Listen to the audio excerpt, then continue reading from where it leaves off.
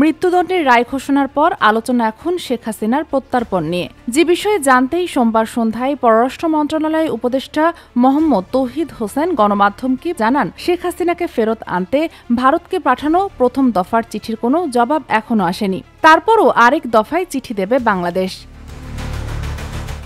পররাষ্ট্র মন্ত্রণালয় এক বিবৃতিতেও দণ্ডপ্রাপ্ত আসামি শেখ হাসিনা এবং আসাদুজ্জামান খান কামালকে প্রত্যর্পণ চুক্তি অনুসারে বাংলাদেশের কাছে হস্তান্তর করতে ভারতের প্রতি আহ্বান জানিয়েছে।